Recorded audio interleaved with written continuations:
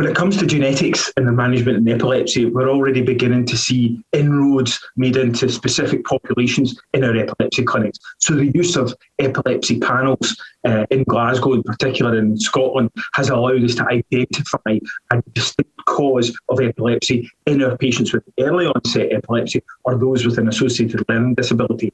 That is really helpful. And for some, that means that we're able to target treatments at the receptor or the ion channel, which is in particular at fault. Even where we don't get a specific therapeutic target emerging from this, the ability to sit down with families and explain that actually this genetic condition is the cause of the learning disability in epilepsy has led to transformed patient-doctor relationships in those cases, and being able to work with families allows them to access specific support groups, which are often, because of the rarity of conditions, based globally, being able to access support and help from the social and healthcare organisations because they have a particular label rather than just being called learning disability or cerebral palsy and epilepsy.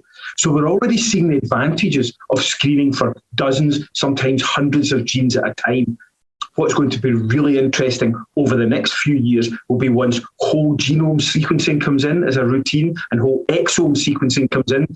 This is going to open really the door to many more possibilities of discussions with patients. As we screen every gene in the genome for abnormalities, this will allow us to more properly pick up those with a distinct genetic abnormality causing their epilepsy.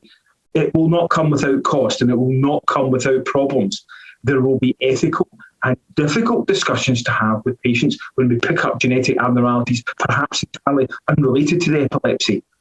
This is why our clinicians need to be really informed about genetics, really informed about ethical issues, because I can see that the vast opportunities of genetic testing in the epilepsy clinic are going to bring some challenges in the way that we're going to have to deal with families about present health conditions and the possibility of future health worsening for our patients, and whether or not we can discuss that and whether or not we're in an ethical position to start investigation or start preventative treatment. When we have patients with learning disability and epilepsy and there's no firm diagnosis being given, oh, it's just the way he is, or he was born this way, or it's a form of cerebral palsy, often what happens is that mothers in particular will internalise this.